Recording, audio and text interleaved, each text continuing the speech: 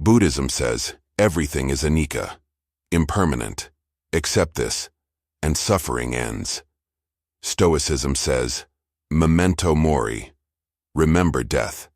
Live fully, because time is short.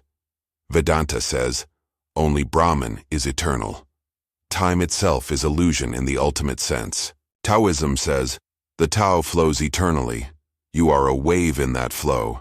Rise, fall, return. 4 ways to face the fact that nothing lasts. Which one helps when you're watching time slip away? Before we begin, let's clarify what we're talking about. Anicca, in Pali, is impermanence. The first mark of existence in Buddhism. Everything changes. Nothing stays the same. Not for a second. This isn't philosophy. This is observable reality. Memento mori is Latin for remember death. The Stoic practice of keeping mortality in mind, not to be morbid, but to live with urgency, with clarity, with purpose. Kala, in Sanskrit, means time, but it also means death, because time is what devours everything. Time doesn't pause. Time doesn't negotiate. Time takes all. Premeditatio malorum is the Stoic practice of visualizing future losses, preparing your mind before tragedy strikes, not pessimism. Preparation, the concept of eternal return, the idea that everything repeats infinitely, has roots in Stoic thought and was later developed by Nietzsche. It asks, if you had to live this exact life again and again forever, would you change how you're living now? Time doesn't stop. It doesn't negotiate. It doesn't make exceptions. Your body is aging as you read this sentence. Cells dying. Being replaced. Moving inexorably toward breakdown. People you love are closer to death than they were yesterday, including you. How do you live with this, without going insane? Here is an ancient story from the Buddhist tradition. A woman named Kisa Gotami had one son, her only child. He died while still an infant. She was devastated. She couldn't accept it. She carried his small body through the streets, begging everyone she met, please, give me medicine to bring my son back. People thought she had lost her mind. Finally, someone said, go to the Buddha. Perhaps he can help you. She went. She fell at his feet. Please, bring my son back to life. The Buddha looked at her with compassion. He said, yes, I can help. But first, you must bring me a mustard seed from a house where no one has ever died. Hope flared in her eyes. A mustard seed. That's easy. She began going from house to house. Has anyone died here? She asked at the first door. Yes, they said. My father died last year. She moved to the next house. Has anyone died here? Yes, my wife, 3 months ago. House after house. My son, my mother, my brother, my daughter. Every house had known death, every single one. She returned to the Buddha without the mustard seed, but she came with something else, understanding. I see now, she said. Death is not my burden alone. There is no house untouched by death. This is the nature of life. The Buddha said gently, you sought what cannot be found. Permanence where there is only change. Now you have seen anicca. Now you can begin to free yourself. We live in an age of denial. Billions spent on anti-aging treatments, surgeries, creams, procedures. All trying to stop what cannot be stopped. Midlife crisis isn't a joke. It's existential terror. The sudden realization, half your life is gone, maybe more, and you can't get it back. FOMO, fear of missing out. The anxiety that time is passing and you're not living right, not experiencing enough, not achieving enough, not being enough. We photograph everything, trying to freeze moments that are already gone, trying to hold on to what's already slipping through our fingers, and we hide death. Hospitals, nursing homes, funeral homes. We've removed death from daily life. Our ancestors saw death constantly. We pretend it doesn't exist. Until it does. Until it's your turn. Or someone you love. You know everything passes. But you live like you don't know. You know you'll die. But you act like you'll live forever. These 4 traditions say, stop pretending, face the truth, and then live for real. Buddhism begins with anicca, the first mark of existence. Everything is impermanent. Your body, your relationships, your circumstances, your thoughts, your feelings, everything. Nothing stays the same. Not even for a second. Cells are dying. New cells forming. Blood flowing. Breath moving. Thoughts arising and vanishing. You cannot stop this. And trying to stop it, clinging to pleasant moments, trying to make them last, or pushing away unpleasant moments, trying to make them end faster, that's the root of suffering. The Buddha taught, accept the nature of reality. Everything changes. Everything is impermanent. Everything is not self. But here's what's crucial. Accepting impermanence isn't about being sad. It's about being free. When you truly accept that nothing lasts, you stop desperately grasping. You stop trying to freeze time. You stop demanding that good moments continue forever. And paradoxically, this makes each moment more precious, not because it lasts, but because it doesn't. The Buddha taught a practice, maranasati, contemplation of death, not morbid dwelling, but clear seeing. Death will come. There is no escape. My life is swept along by time.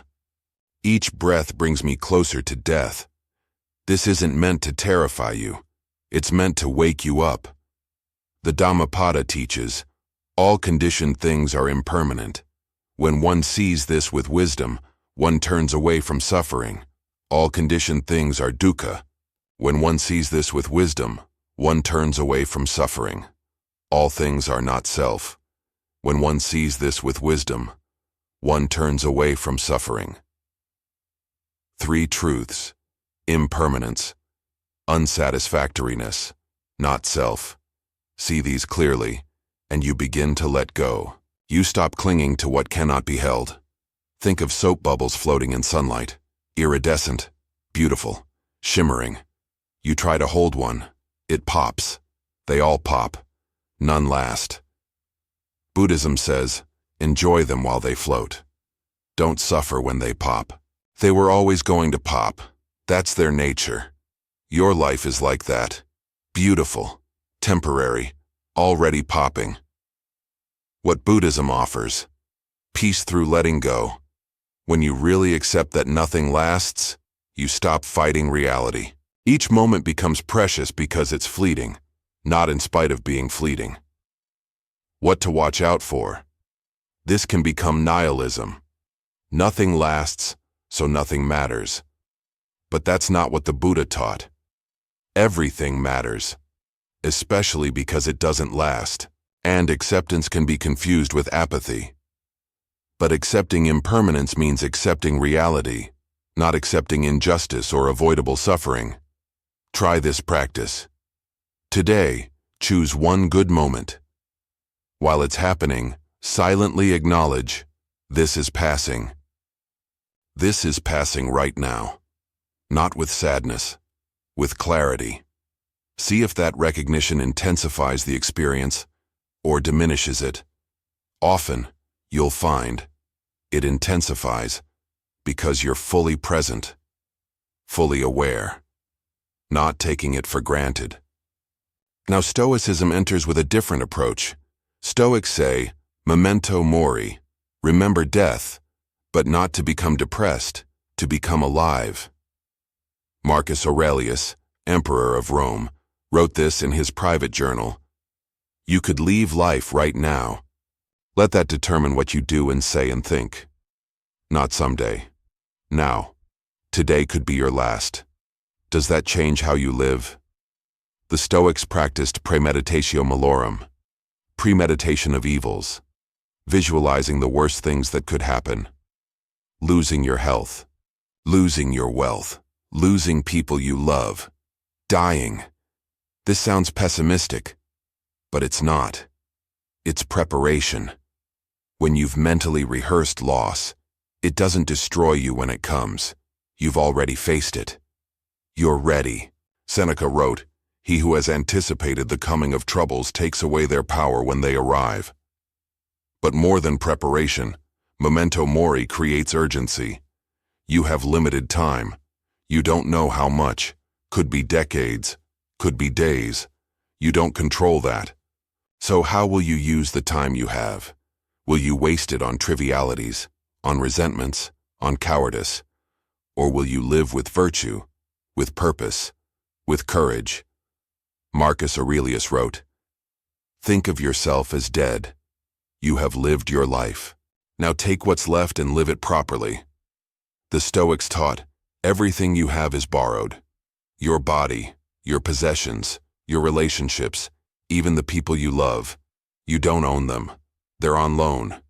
And the loan will be called in. You don't know when. So treat them accordingly, with gratitude, with presence, without taking them for granted. Epictetus said, "When you kiss your child, say to yourself, 'I am kissing a mortal.'" Not to be cold, but to see clearly. This child will die. You will die. Don't waste the time you have together living in illusion. What Stoicism offers, urgency, clarity, power, memento. Mori doesn't depress you, it wakes you up. You can die today. So act with virtue now. What to watch out for? This can become morbid anxiety, constant fear of death. But true Stoicism is accepting death, not fearing it, and urgency can become workaholism. No time to waste can mean no time to rest. But rest is also virtuous. Try this practice.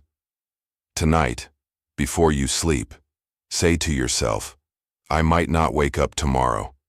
If today was my last day, did I live with virtue?" If the answer is no, change tomorrow, not frantically, not anxiously, but deliberately, with purpose.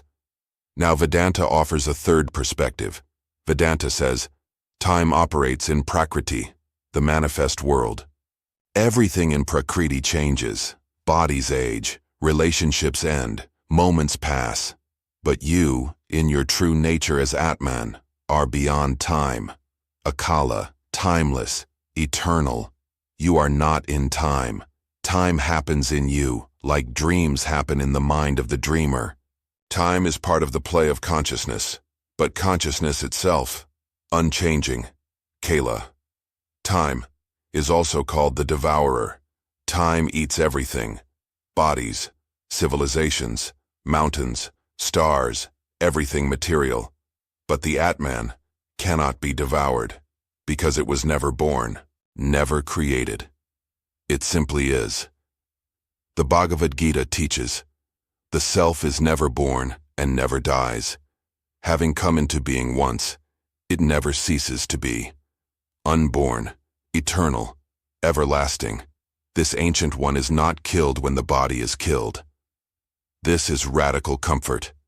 Your body will die. But you, the consciousness witnessing the body, will not. The Katha Upanishad says, the knowing self is not born, it does not die, it has not sprung from anything, nothing has sprung from it. Birthless, eternal, everlasting, and ancient. It is not killed when the body is killed. You are not what ages.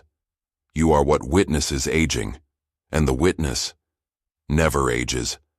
Think about it. You have memories of being a child. That body is gone. Every cell replaced. But something observed all that change. That observer, did it age, or did it simply witness aging? Vedanta also teaches reincarnation. When the body dies, the Atman takes a new body, like changing clothes. The person isn't gone, just wearing a different form. This offers comfort. Death is transition, not annihilation. Your loved ones aren't lost. They've moved to a new expression, but even beyond reincarnation, there's a deeper truth. At the ultimate level, there is no separation. You and everyone else are expressions of the same Brahman, the same infinite consciousness. So when someone too dies, they're returning to the source you share. You're not separate. Never were. What Vedanta offers, the consolation of eternity. You are not the body that ages and dies. You are eternal consciousness. Time cannot touch you. What to watch out for? I'm eternal can become neglecting the mortal body. It still needs care. And reincarnation can become spiritual procrastination. I have infinite lifetimes can mean not acting now. And this can become dissociation. Checking out of temporal reality because what it's all illusion. But even in illusion, compassion matters. Action matters. Try this practice. When you feel time running out, stress, rushing, anxiety, pause. Ask, who feels time passing? The consciousness observing. Is it rushed, or is it calm, simply witnessing the sensation of rushing? Often you'll find the anxiety is in the mind, the witness is always at peace. Finally, Taoism offers a fourth way. Taoism says, the Tao is eternal, forms are temporary. You are a wave in the eternal ocean. The wave rises, falls, returns to the ocean, then rises again. Everything follows this pattern. Birth, growth, decline, death, return, rebirth, seasons, cycles. The eternal rhythm of the Tao, Zhuangzi taught. Life and death are fated, constant as the succession of dark and dawn, a matter of heaven. Aging is natural, dying is natural. Like a leaf falling in autumn. The leaf doesn't resist, doesn't cling to the branch. It simply lets go. When the time comes, it falls, returns to the earth, nourishes the tree. In spring, new leaves emerge. Was the leaf's fall a tragedy? No. It was the Tao. Natural, necessary, beautiful in its own way. Why should your death be different? You're part of the same process, the same eternal flow. The Tao Te Ching says, returning to the root is stillness. This is called returning to destiny. Returning to destiny is called the eternal. Knowing the eternal is called enlightenment. Everything returns to the source, to the Tao. And from the Tao, new forms emerge. The cycle never ends. You came from the Tao. You will return to the Tao. In between, you're a temporary expression, a wave, a leaf, a breath. Don't complicate it. Don't resist it. Just be natural. Zhuangzi wrote about death with striking calm. When his wife died, he was found singing and drumming on a bowl. His friend was shocked. How can you be so callous? Zhuangzi said, when she first died, I grieved like anyone. But then I reflected, she was just energy. Energy took form. The form lived. Now the form has dissolved back into energy. She's returned to the Tao, like spring turning to summer turning to autumn. Why should I wail about the natural seasons? What Taoism offers? Peace through naturalness. You don't need to fight aging. You don't need to fear death. It's as natural as leaves falling. Let it be. What to watch out for? Everything is natural, can justify neglecting health. But taking care of yourself is also natural, and Taoism can lack the moral urgency of Stoicism. It's all natural, can mean not acting when action is needed. Try this practice. Observe something aging, a plant, a pet, yourself in the mirror. Instead of, oh no, it's getting old, try, this is the autumn of this life. See if the resistance softens. See if you can accept the seasons. Now let's test all four with a real situation. Your father or your mother. Someone close to you. They're aging visibly, memory failing, body weakening. You're seeing their mortality. And yours. How does each tradition respond? The Buddhist response. This is anicca. Your father was always impermanent. You always knew he would die. But you didn't really accept it, not deep down. Now anicca isn't a concept, it's reality. Right in front of you. Accept this. He will die. You will die. Everyone will die. This isn't personal tragedy. This is the nature of conditioned existence. Practice metta, loving kindness. Wish him well in the time he has left. But don't add the second arrow. Don't create mental suffering on top of the inevitable physical reality. Use this as maranasati, contemplation of death. Let it wake you up. Each moment with him is precious because it won't last. And remember, if you practice the path, you can reach liberation before death comes. Limited time means urgency to practice. The Stoic response. Memento mori. Your father was always mortal. You knew this. But now you see it clearly.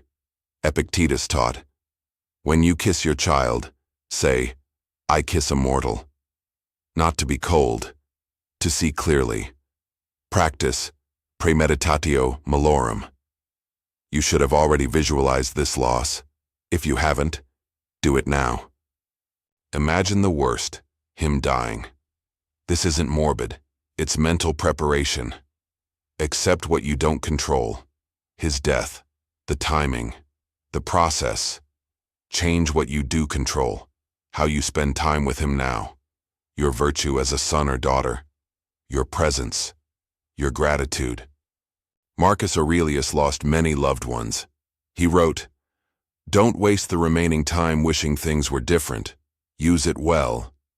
Each moment is borrowed. Return it with dignity. The Vedanta response. Your father, his body, is aging. But he is not the body. The Atman within him. Eternal. Unchanging. Cannot age. Cannot die. The Bhagavad Gita says, as a person sheds worn-out garments and wears new ones, the soul sheds worn-out bodies and enters new ones. So, care for his body with love. That's your dharma. But no, when the body dies, he doesn't die. Consciousness continues. If you believe in reincarnation, he will return in a new form. If you recognize Brahman, there's no real separation anyway. You and he are manifestations of the same universal consciousness. Don't deny the pain of physical loss, but rest in the deeper truth. His essence is eternal. The Taoist response. Your father is in the autumn of his life. Winter comes. This is as natural as leaves falling. Zhuangzi taught, life and death are ordained, constant as the succession of dark and dawn. Don't resist. Resistance creates suffering. He is returning to the Tao. All things return eventually. You were born from the Tao. He was born from the Tao. All return. And from the Tao, new forms emerge. Eternal cycle. While he's here, flow naturally. Be present. Don't force false cheer. Don't force optimism when decline is real. Just be with what is.